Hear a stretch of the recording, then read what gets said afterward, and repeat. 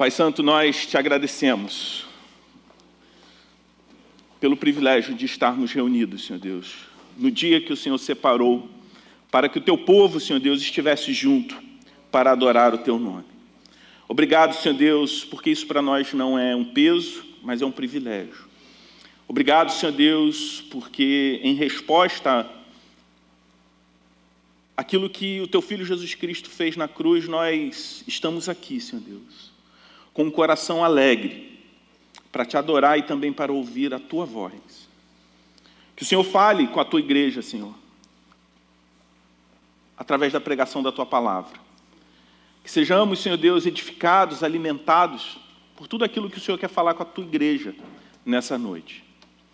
Abra, Senhor Deus, os nossos ouvidos, os nossos corações, para que possamos receber, Senhor Deus, a mensagem do teu evangelho. Que não sejamos, Senhor Deus, indiferentes a tudo aquilo que o Senhor tem se revelado a nós através das tuas escrituras. Mas que possamos, Senhor Deus, confiar e obedecer na tua vontade perfeita para nós. Obrigado, Senhor Deus, por esse santo privilégio, no nome de Jesus. Amém. Você pode se sentar. Queria mais uma vez dar boas-vindas, se você está nos visitando aqui nessa noite, aqui na Igreja do Redentor. Privilégio estar com cada um de vocês aqui.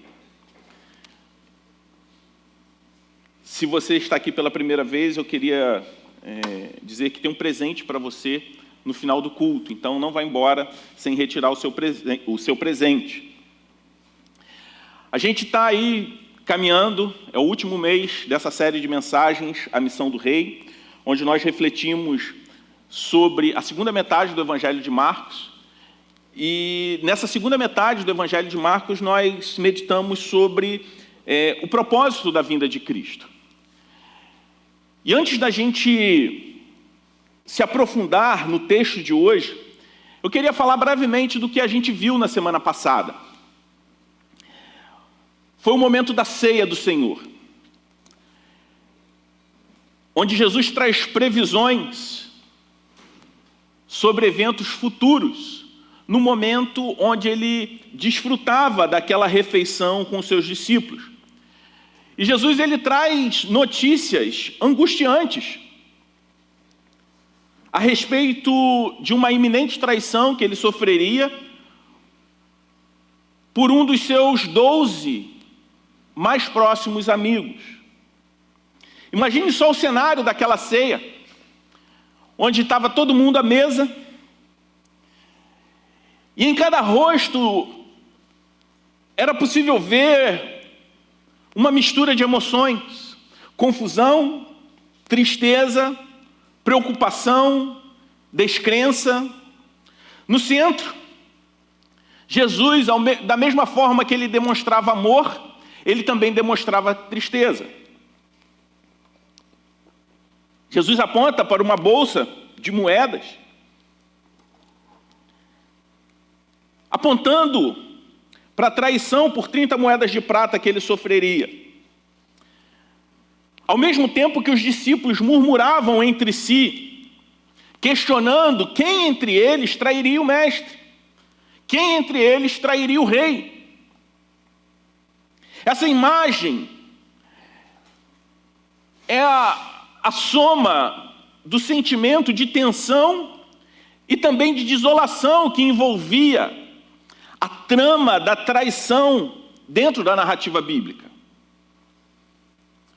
Aquela ceia, aquele climão ao redor da mesa, era uma representação visual da tempestade que estava por vir. Uma tempestade que mudaria o curso da humanidade para sempre. E nesse texto, eu convido você a abrir a sua Bíblia no Evangelho de Marcos, lá no capítulo 14, a partir do versículo 27, no texto em que nós vamos explorar a traição de Judas e a resposta dos outros discípulos, que traz para nós uma reflexão sobre fé, sobre lealdade, mas, sobretudo, redenção. Tudo isso emana desse episódio crucial na vida de Jesus.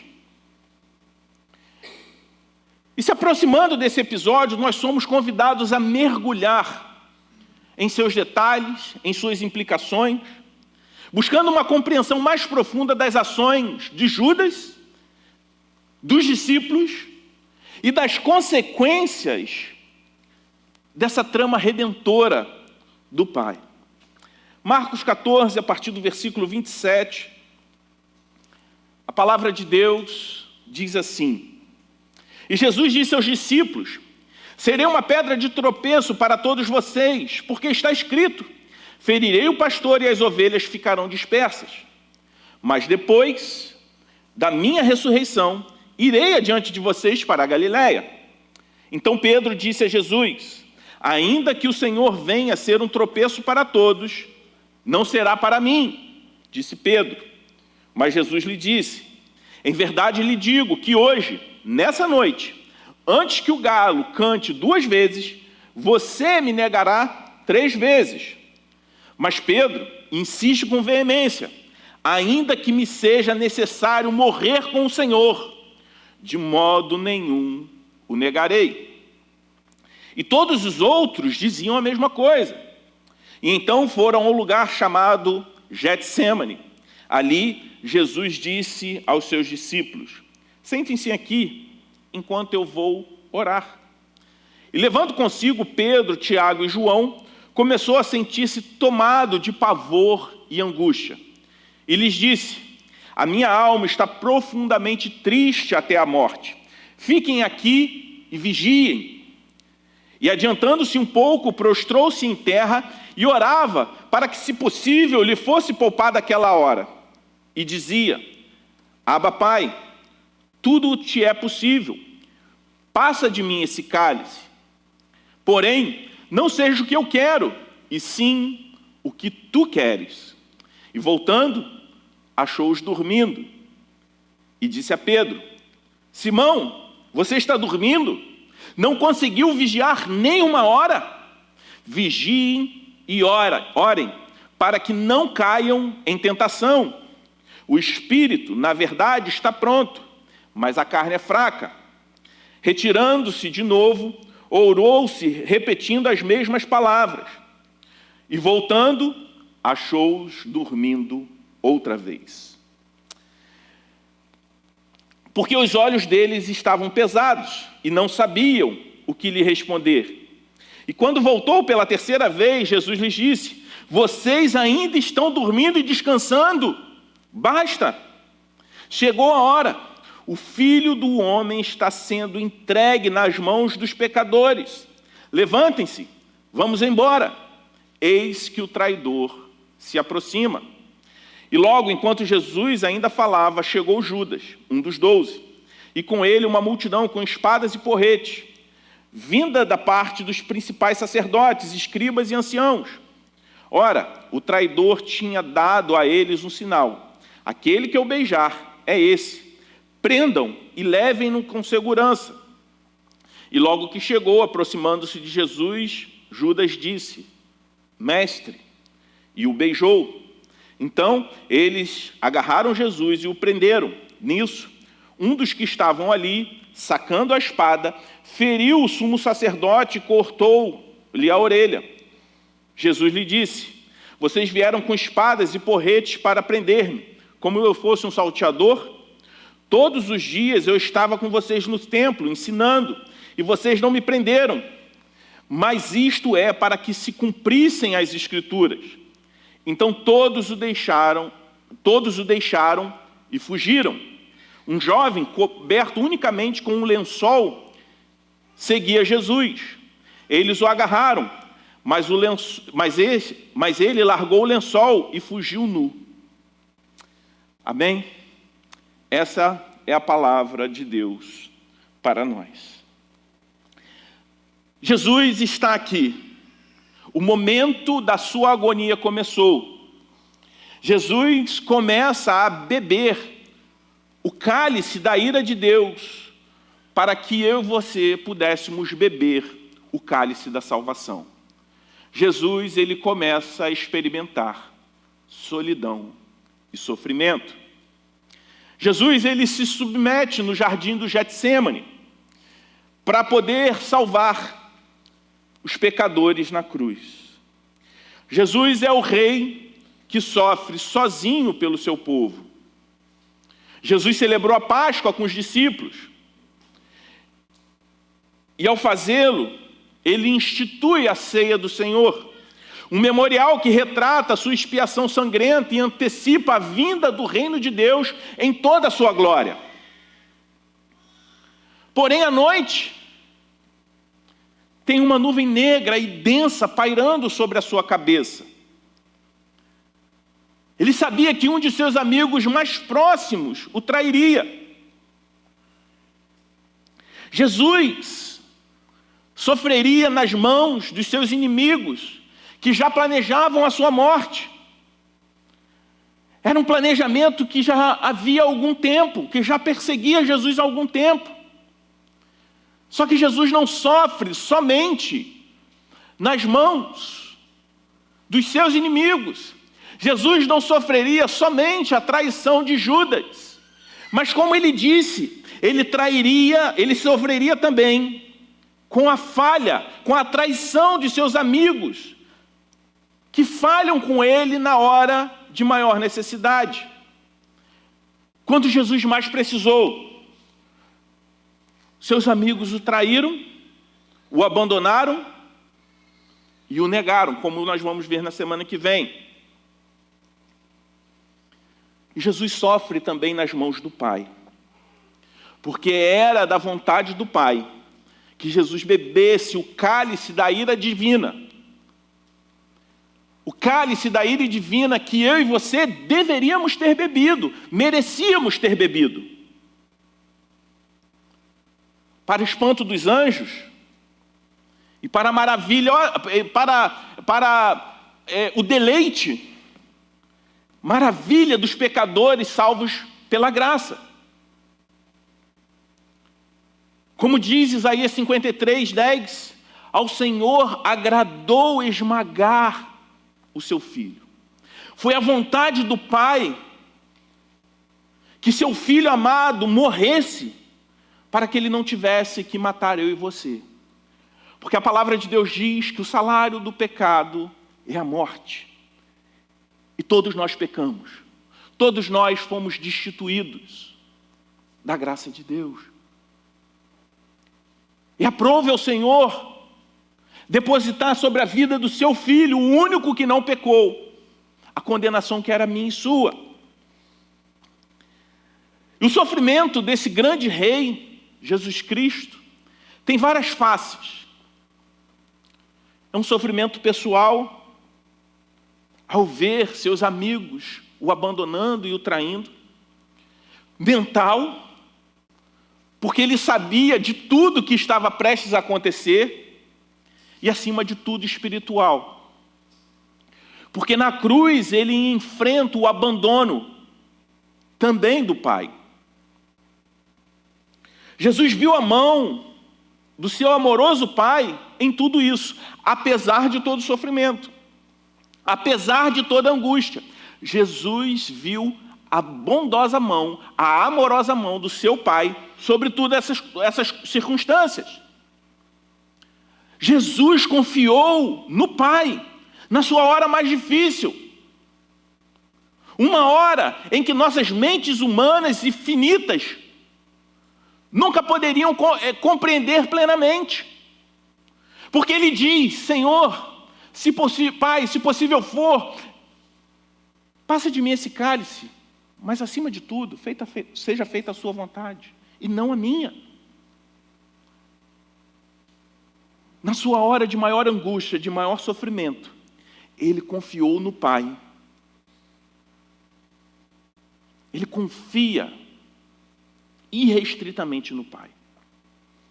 Eu gostaria de destacar 3 aspectos do sofrimento solitário, da solidão e do sofrimento do Rei e Salvador Jesus Cristo. Primeiro é que o Rei foi abandonado. Isso nós vemos dos versículos 26 a 31. Ao terminar a ceia da Páscoa, O Senhor e seus discípulos cantaram, como diz o texto, e saíram para o Monte das Oliveiras. No caminho, Jesus ele dá um sacode novamente nos seus discípulos. E qual é esse sacode que ele dá? Ele diz que não somente Judas, não somente não somente Judas o trairia, mas que todos também cairiam. E é interessante porque o profeta Zacarias, lá no Antigo Testamento, fala a respeito disso, e Jesus diz que todos cairiam para que se cumprisse a profecia. E Jesus está se referindo à profecia que está descrita lá em Zacarias 13:7. Como João diz lá no capítulo 10, que o pai ferirá o filho, o bom pastor. Logo, o sofrimento e a morte de Jesus foram divinamente ordenadas e sancionadas pelo Pai. O Pai, ele usa, isso não anula as más intenções e ações de homens pecadores, mas Deus age, o Pai age através dessas ações. Nós vemos que após ser capturados, os discípulos de Jesus, eles fogem como ratos assustados. Só que a esperança, apesar do abandono, a esperança não foi perdida, porque Jesus mesmo nos assegura que nunca nos abandonaria. Ele assegurou isso também aos discípulos, como nós podemos ver lá no versículo 28, depois de ressuscitar, eu irei adiante de vocês para a Galileia.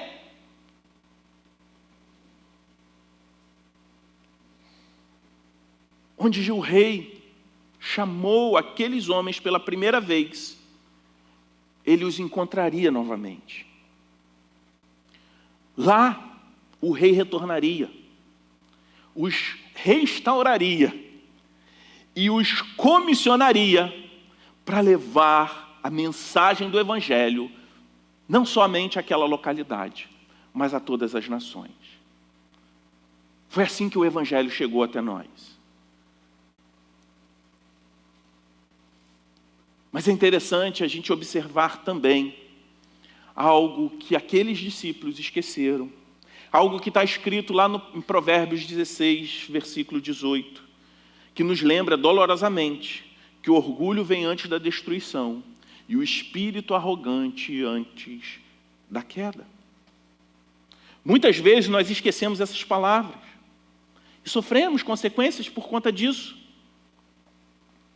Nós nos juntamos a Pedro em sua arrogância, porque Pedro, ao ouvir Jesus predizer a sua deserção, Pedro se aproxima com orgulho, com arrogância e anuncia: mesmo que todos fujam, eu certamente não farei. E a gente fica espantado. Se a gente ler só até ali, a gente vai pensar: nossa, que declaração de fidelidade, quanta ousadia. Mas ao fazer esse pronunciamento ousado, Jesus havia dito o contrário. Então Pedro, em essência, está chamando Jesus de mentiroso, porque Jesus afirmou: todos vocês me abandonarão. Aí Pedro fala: eu não vou. Na verdade, Jesus tinha acabado de dizer. Pedro, na prática, está chamando Jesus de mentiroso. E Jesus diz: não, mas vocês vão cair. Pedro responde: não vou.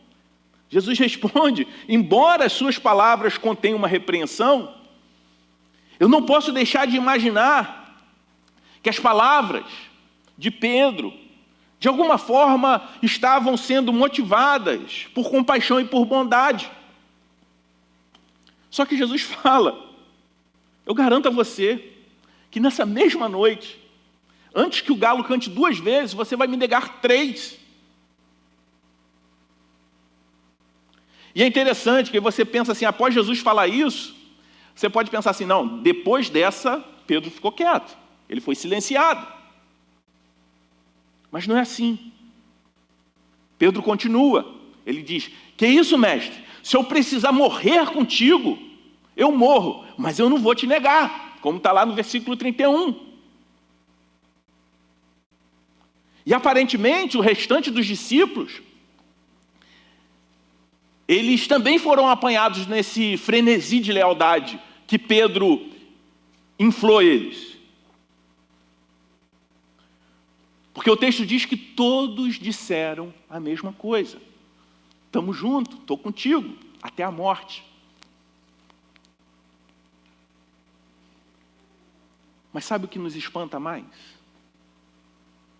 A gente vê que nenhum deles cumpriu o que prometeu. Mas o que nos espanta é que todos nós, de alguma forma, gostamos de pensar que teríamos sucesso onde Pedro e os discípulos falharam. Se eu estivesse lá, eu não faria isso. Que grupo ruim, que pessoas fracas. Ah, se eu estivesse lá.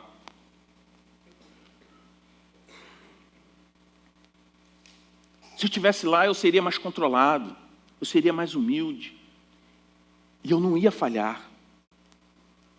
Mas se a gente for honesto, provavelmente teríamos dito a mesma coisa, teríamos agido da mesma maneira. Você já passou pela sensação onde muita gente diz: conta comigo? Uma situação hipotética, sei lá, você tem um caminhão de mudança, cheio de caixa para descarregar. Aí tem uma multidão: conta comigo. Você, beleza. Aí você tem uma longa distância para percorrer. Você retira a primeira caixa, quando você vira para o lado, sumiu todo mundo. Você percebe que não tem ninguém lá. Quantas vezes nós abandonamos Cristo por muito menos? Quantas vezes nós dormimos, somos vencidos pelo cansaço, pela nossa carne? É interessante que quando se fala assim, a carne é fraca, quantas vezes se vê essa expressão sendo atribuída? Claro que isso também faz parte dos desejos da carne, a questões relacionadas à imoralidade sexual. Mas Jesus está repreendendo aqueles discípulos que o abandonaram por conta do cansaço físico. Quantas vezes o cansaço nos vence e a gente não lê a Bíblia, não ora, não dedica 5 minutos? Quantas vezes nós deixamos que o cansaço nos vença para observar o que a palavra de Deus nos ordena em relação ao dia do Senhor? E às vezes o cansaço é proveniente do lazer. E eu não me preparo no domingo para celebrar ao meu Deus, para cultuar, adorar o meu Deus.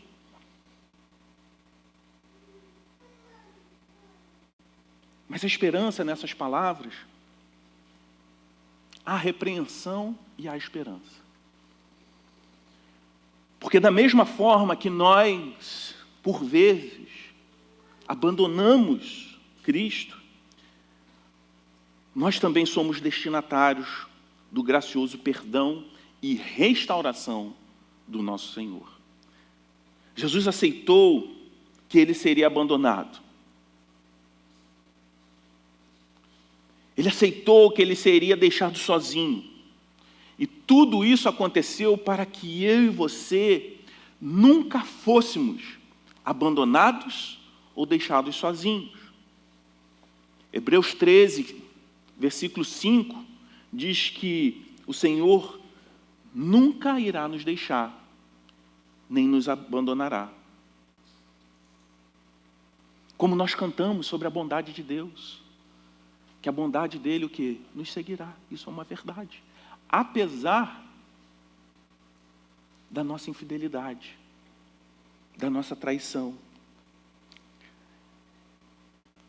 O abandono de Jesus deve nos levar à seguinte reflexão: Eu e você temos sido leais a Cristo em nossas vidas diárias? Temos abandonado Jesus no primeiro momento de tribulação, assim como os discípulos fizeram? Toda vez que a nossa fé é posta à prova, é um incentivo para reafirmar nossa fé em Cristo.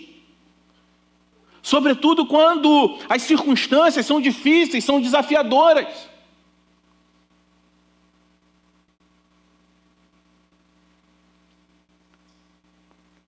Esse é o convite que o abandono do rei deve trazer para nós. Uma reflexão, não de censura aos discípulos, imaginando que se eu e você estivéssemos lá faríamos diferente, mas uma reflexão sobre como nós temos agido com o rei, como nós temos sido fiéis a ele na nossa vida diária. E um convite a reafirmar a nossa fé em Cristo e a nossa fidelidade a ele, sabendo que todos nós também somos receptores do mesmo perdão. Mas o perdão àqueles homens foi um perdão restaurador, porque todos eles foram perseguidos, mortos de forma violenta, justamente por serem fiéis a Cristo. E nós vemos o rei também que agonizou por amor. Esse é o segundo elemento na traição de Jesus, que Jesus sofreu. Do versículo 32 a 42, nós vemos a agonia de Jesus no Getsêmani.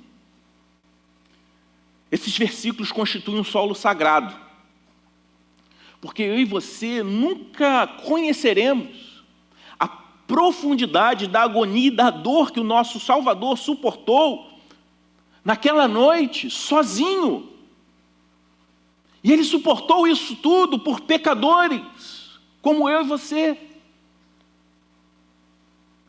Talvez você já tenha passado por momentos de agonia profunda.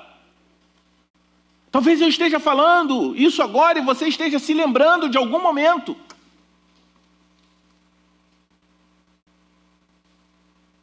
Mas essa agonia que você suportou não se compara à profundidade da agonia que o Mestre suportou. Sabe por que ele suportou? Por amor. Por amar a mim e a você. Por amar pecadores como eu e você. E Jesus, ele leva os discípulos a um lugar, a um jardim chamado Getsêmani. Ele costumava ir lá com os discípulos, provavelmente para orar. E Jesus fala o seguinte: olha só, eu vou seguir mais adiante, mas vocês ficam aqui. Fiquem aqui sentados, vigiando, porque vão me pegar. Estão me perseguindo. Vigiem enquanto eu oro. Enquanto eu tenho esse momento a sós com o Pai. Essa é a terceira e última vez que Marcos registra o nosso Senhor orando sozinho. E cada uma dessas ocasiões foram momentos de uma importância muito significativa. Só que nenhuma das outras duas vezes foi tão significativa como essa vez. A palavra de Deus diz que Jesus ficou profundamente angustiado. No entanto, essa agonia do Getsêmani foi a maior agonia já narrada na palavra de Deus. Nem mesmo os lamentos de Salmos, do livro de Salmos, nem mesmo o coração quebrantado de Abraão, quando ele se preparava para sacrificar o seu filho, Isaque, nem mesmo a tristeza de Davi na morte do seu filho Absalão, nenhum desses momentos se compara à agonia de Jesus. E Jesus pede a 3 dos discípulos mais próximos, Pedro, Tiago e João, que ficassem ali, um pouco antes do local de oração, para que eles vigiassem.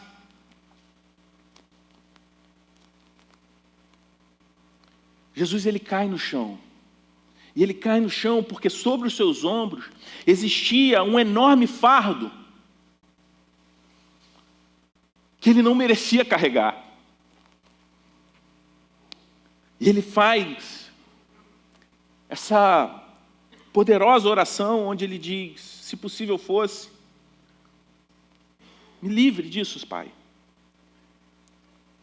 Isso revela a intensidade e a intimidade do pedido de Jesus. A intimidade dele com o Pai. Isso nos impressiona. Ele fala: Abba, Pai, todas as coisas são possíveis para o Senhor. Mas, se possível, tire de mim esse cálice. No entanto, que não seja feito aquilo que eu quero, mas o que o Senhor quer. Na narrativa de Mateus, lá no capítulo 26, diz que o Senhor, ele faz essa oração novamente. E ele faz essa oração por uma terceira vez. O que nós vemos aqui é, enquanto o rei Jesus luta pelas almas dos homens, os seus amigos mais próximos dormem profundamente a alguma distância.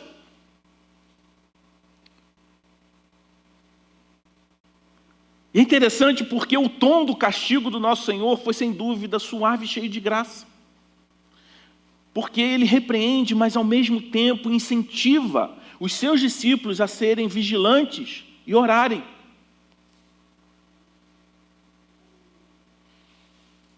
Meu irmão e minha irmã, a tentação está sempre à espreita, por perto.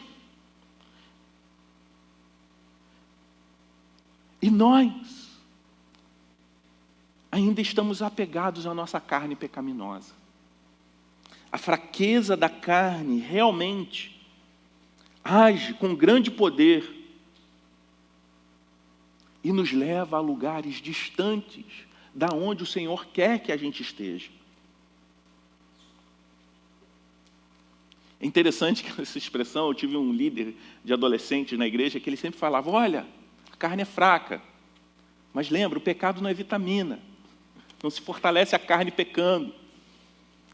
Se fortalece a carne resistindo ao pecado, se alimentando do Senhor.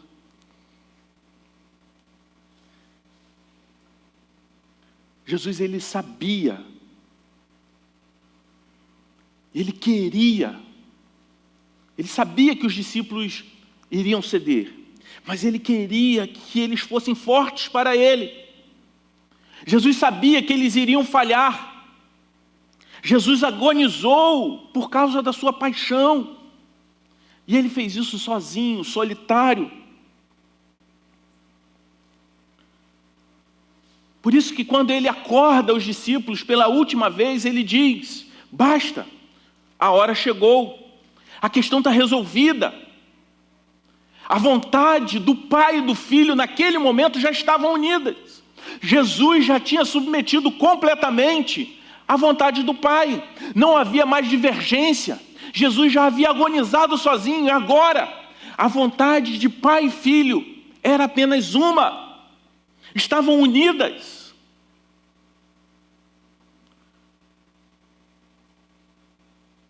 Jesus estava disposto naquele momento a suportar a cruz e tudo que ela acarretaria para ele. O Getsêmani foi um inferno para Jesus. Mas eu e você precisamos ser muito gratos por ele ter passado por aquele inferno. Porque não existe Getsêmani. Se não existe Getsêmani, não existe Calvário. Se não houver Calvário, não haverá túmulo vazio. E se não houver túmulo vazio, só haveria inferno para mim e para você. E esse momento nos leva a refletir como nós somos falhos. Mas o pior, como muitas vezes nós não nos vemos assim. Pior do que ser falho é não se enxergar como tal. É ser orgulhoso. Por vezes nós agimos como os discípulos em sua arrogância e orgulho, acreditando que nunca falhamos, Mas se eu e você continuarmos confiando na força do nosso próprio braço, é interessante, o texto que diz, maldito é o homem que confia no homem, é sempre usado em momentos que você é traído por alguém. Maldito é o homem que confia no homem. Isso é um convite a não confiar em ninguém. Não! O texto está falando, maldito o homem que confia no próprio homem, na força do seu próprio braço. A Bíblia diz que maldito é o homem que confia em si mesmo. Não é um convite para não confiar em ninguém. Pelo contrário, a palavra de Deus nos chama à amizade, à união, à fidelidade um ao outro. Mas na luta contra o pecado, quando eu confio no meu próprio braço, eu vou falhar. E se a gente continuar confiando na nossa própria carne mais do que em Jesus, nós temos duas possibilidades. Ou a gente se deixa vencer, a gente se entrega ao pecado, a uma vida libertina, já que não é possível, vamos viver de qualquer jeito. Ou então eu vou começar a lutar uma luta que eu sempre vou perder. E eu vou ser sobrecarregado. Aí eu vou conviver perpetuamente com a culpa e com o cansaço. Só que esse rei que sofre sozinho, esse rei que é traído, que diz a nós que nós falhamos, também diz, deposite sobre mim a sua luta, o seu fardo, e descanse em mim, confie em mim. Eu e você somos chamados a viver constantemente em oração, em vigilância, reconhecendo as nossas fraquezas e nos fortalecendo no Senhor. Eu e você precisamos aprender a submeter as nossas vontades à vontade de Deus e unir a nossa vontade à vontade de Deus, confiando sempre no plano do Senhor, sabendo que esse plano ele é perfeito, ele é justo, que a nossa mente ela é limitada, a nossa visão é limitada. Essa passagem também é um convite a experienciar a dor do outro, sendo presentes e atuantes na vida de pessoas que estão sofrendo. Não foi à toa que o Senhor morreu para formar um povo, uma comunidade. O rei agonizou por amor, para que eu e você não experimentássemos a agonia do Getsemane. O rei ele foi preso e abandonado. Essa é a última imagem que nós vemos nessa passagem. Enquanto Jesus fala, Judas, que era um dos 12, chega com uma multidão armada do Sinédrio. No momento que Jesus ele é preso sozinho, abandonado. Essa multidão armada era uma espécie de polícia do templo. Embora eles pudessem também estar ali acompanhados de soldados romanos. Aqueles homens, eles estavam seguindo um plano previamente combinado. Até mesmo na forma como o mestre seria identificado. Judas, ele sauda Jesus com um beijo. O beijo da traição e da morte, que foi dado no rosto de Jesus. E esse beijo foi usado para identificar exatamente aquele a quem aqueles homens deveriam prender. Os discípulos podem ter sido pegos de surpresa, mas um deles desembainhou a espada, Pedro, feriu o escravo do sumo sacerdote e cortou-lhe a orelha. Marcos ele não descreve como Pedro, mas nos outros evangelhos nós podemos ver. Lucas ele diz que aquele homem que teve a orelha cortada se chamava Malco. E Jesus, diante daquele que o prendia, ele o cura, ele restaura a saúde daquele homem. Jesus exerceu compaixão por um dos soldados que estava o prendendo injustamente. Jesus repreende os discípulos. Jesus repreende Pedro pelo seu método extremo.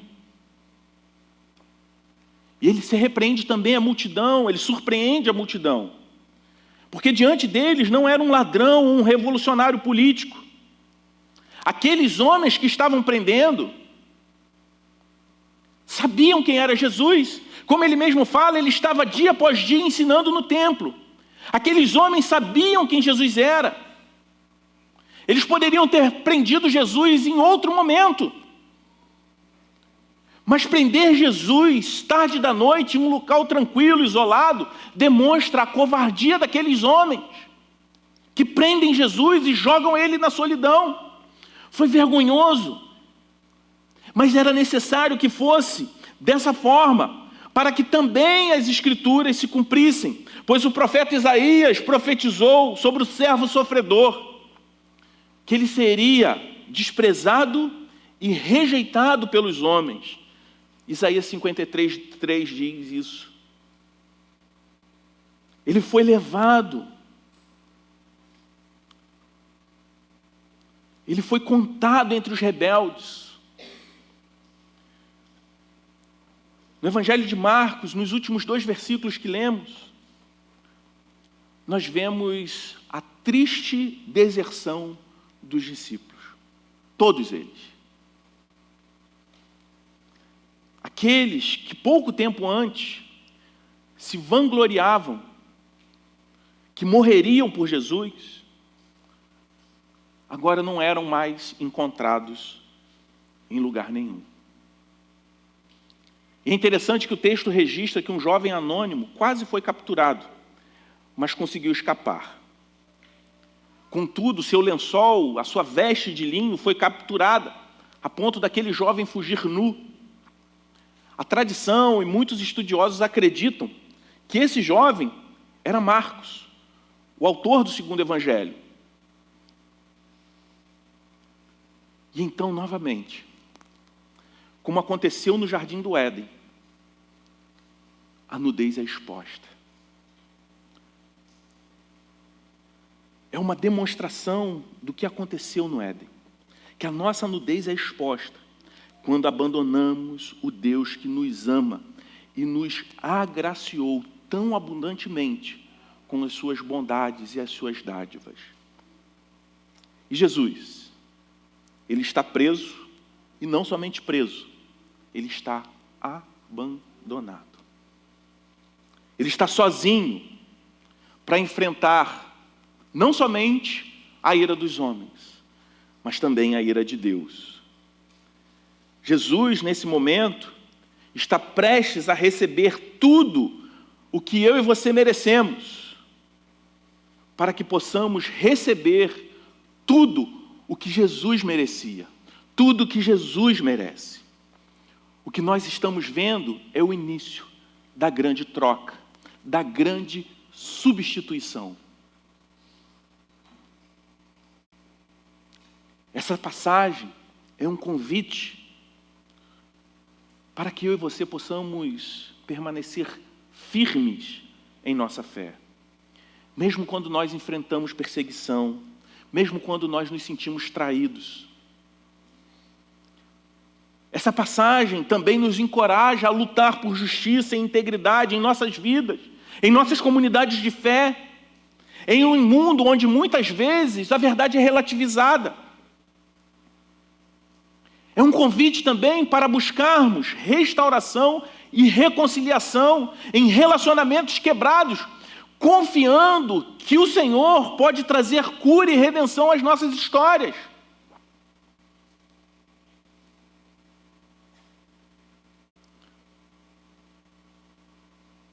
Eu gostaria de caminhar para a conclusão dizendo que eu e você devemos refletir sobre como temos respondido ao amor sacrificial de Jesus. Porque Jesus, ele foi abandonado para que nós nunca fôssemos abandonados. Como nós temos vivido? Temos vivido vidas transformadas em gratidão a Ele? Ou temos corrido e nos escondido em momentos de provação? Temos buscado ativamente nos fortalecer nas nossas comunidades de fé? Somos fortalecidos e incentivados a agir com justiça, de ser sal e luz em um mundo cheio de trevas? E acima de tudo, estamos aprendendo a submeter as nossas vontades à vontade do Pai, sabendo que Ele é bom e os seus planos são perfeitos? Como nós temos vivido?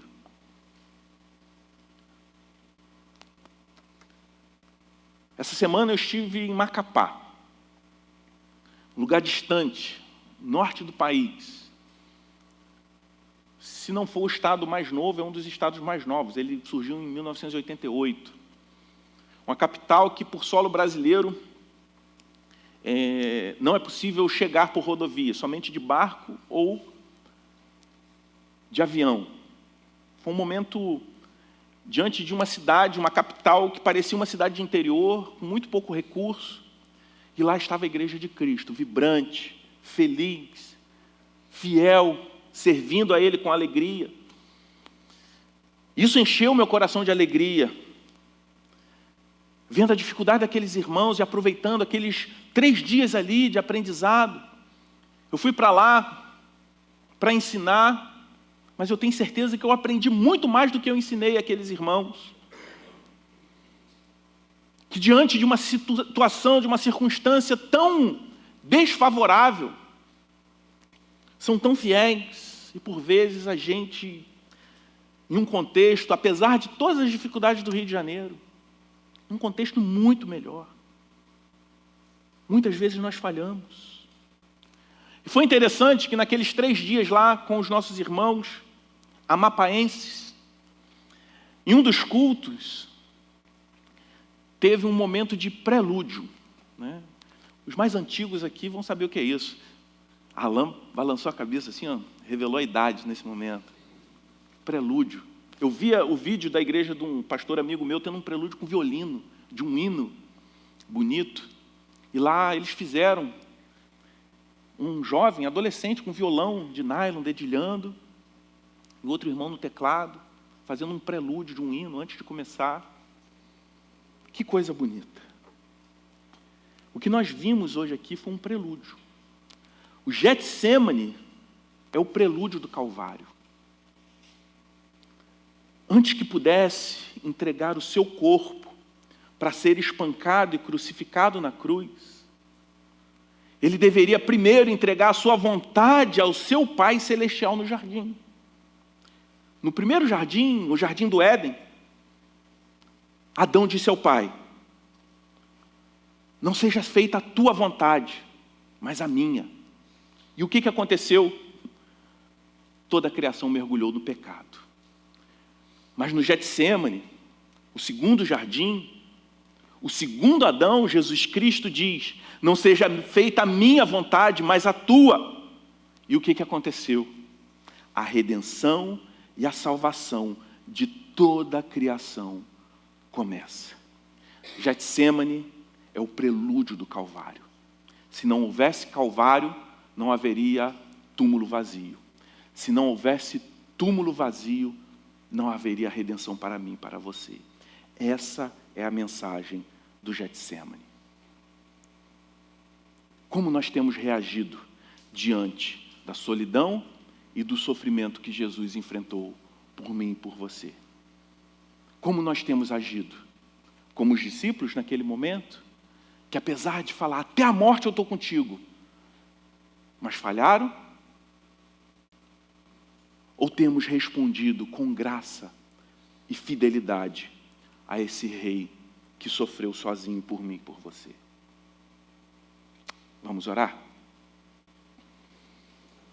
Pai Santo, nós te louvamos, porque o Senhor é bom, porque a tua fidelidade dura para sempre, porque apesar, Senhor Deus, de sermos vacilantes, o Senhor nunca nos abandona. Que essa mensagem nos encoraje a sermos fiéis, a não cedermos à carne, às circunstâncias, e trocar o Senhor, fugir do Senhor, no primeiro momento de adversidade.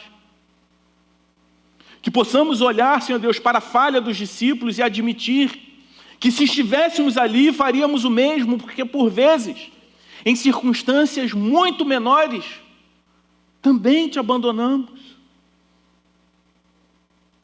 Pai, nos ensina a sermos fiéis, fiéis à Tua palavra, à Tua igreja, à Tua obra, Senhor.